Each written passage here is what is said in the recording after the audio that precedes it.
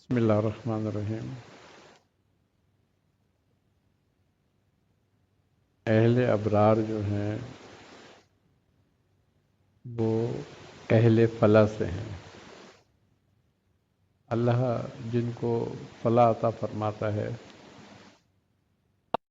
وہ ابرار کہلاتے ہیں،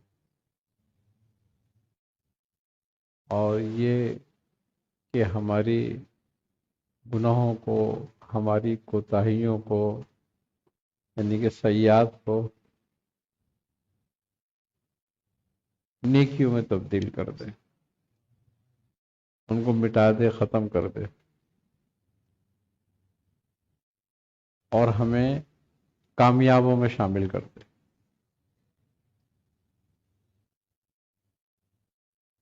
تو انسان کی جو کامیابی ہے اگر دیکھا جائے تو اس کی اچھی زندگی میں ہے، جیسے کہ رسول خدا صلی اللہ علیہ وسلم نے دعا فرمائی کہ ربنا آتینا فی الدنیا حسنۃ وفی الآخرۃ حسنۃ وقنا عذاب النار، کہ اے اللہ میری دنیا بھی اچھی کر دے اور میری آخرت بھی۔ اور بہت جامع دعا۔ اب جس کی دنیا اچھی ہو گئی تو اس کا مطلب یہ ہے کہ اللہ تعالیٰ نے اس کی برائیاں، اس کی کوتاہیاں، اس کے گناہوں کو مٹا دیا اور وہ کامیاب ہو گیا۔ اب دنیا اچھی کیا ہے؟ یہ ہر آدمی کے لیے الگ الگ ہے اور ہر درجے میں الگ ہے، سب کے لیے۔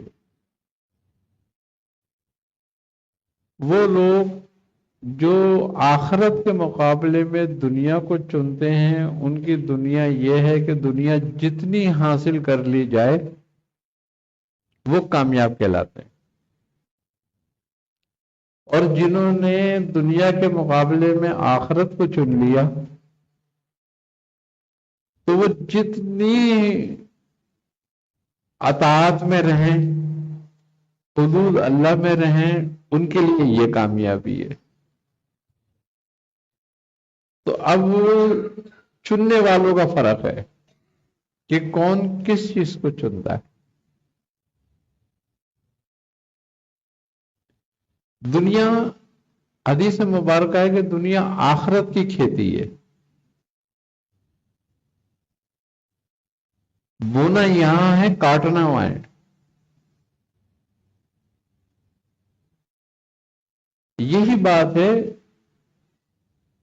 کہ اپنے الفاظ اور اپنے اعمال پہ نظر رکھو۔ جس نے اپنے الفاظ اور اپنے اعمال پہ نظر رکھی وہ گویا ایک دن کامیاب ہو جاتا ہے، لیکن جس نے نہ الفاظ کی اہمیت جانی اور نہ اعمال کی اہمیت جانی وہ خسارے میں گیا۔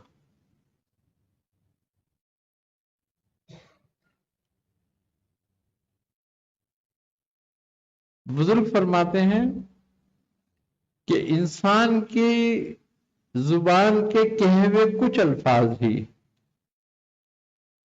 بعض اوقات اس کی آخرت کا فیصلہ کر دیتے۔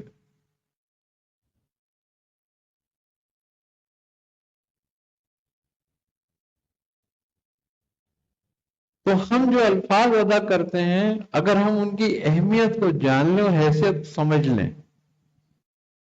تو ہماری زندگی کامیاب ہو سکتی ہے۔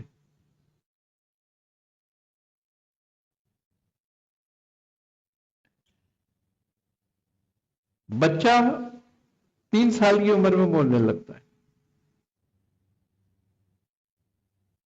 اس کو بولنا آ جاتا ہے، لیکن 60 سال کی عمر تک نہیں پتہ چلتا کب اور کیسے بولنا ہے۔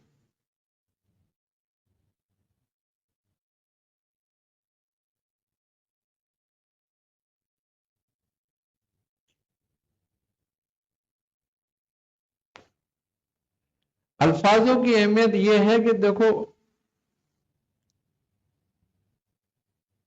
ہر اللہ کی تعریف بھی الفاظوں میں ہی ہے، ساری عبادتیں بھی الفاظوں میں ہی ہیں، اور سارے کبھی باتیں بھی الفاظوں میں ہی ہیں۔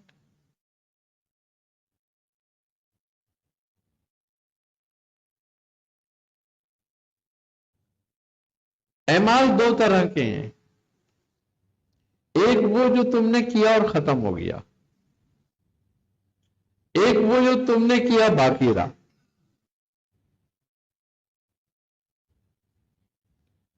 تو جو باقی رہتا ہے وہ سارا کا سارا جو ہے نا عبادت سے ریلیٹو ہے۔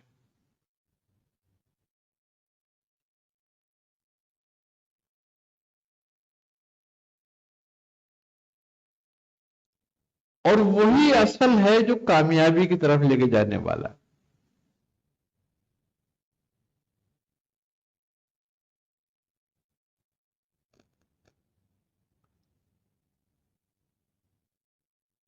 تو اس کا مطلب یہ ہوا کہ اصل چیز جو انسان کو ڈیولپ کرتی ہے وہ اس کی سوچ اور اس کے وسوسے ہیں۔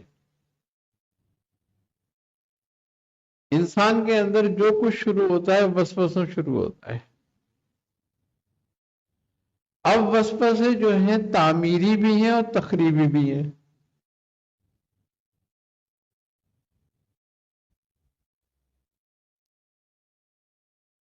اب وہ وسوسے جو تخریبی ہیں وہ شیطان کی طرف سے ہیں۔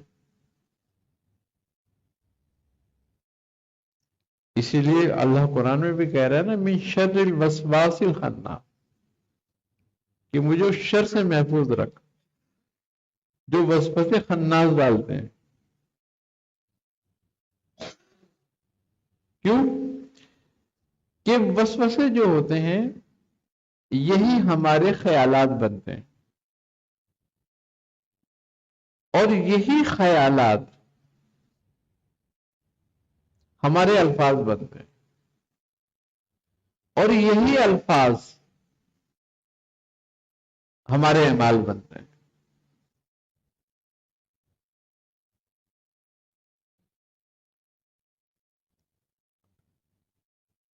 تو سب سے پہلی چیز رکھنے والی جو ہے وہ پاک صاف کیا ہے؟ وہ اپنے خیالات۔ اسی لیے مولا کائنات علی کرم اللہ وجہ فرماتے ہیں کہ تیری خلوت تیری جلوت سے بہتر ہونی چاہیے۔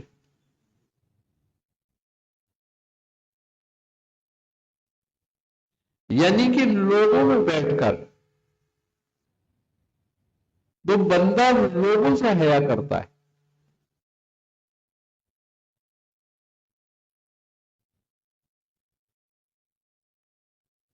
لیکن اصل حیا وہ ہے کہ جب تو اکیلا ہوتا ہے اور رب سے حیا کرے۔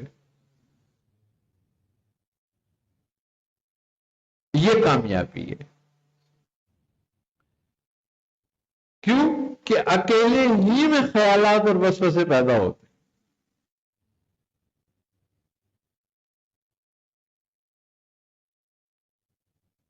اگر یہاں تو نے اپنے خیالات اور اپنے وسوسوں کو قابو کر لیا اور اس کی نگرانی کر لی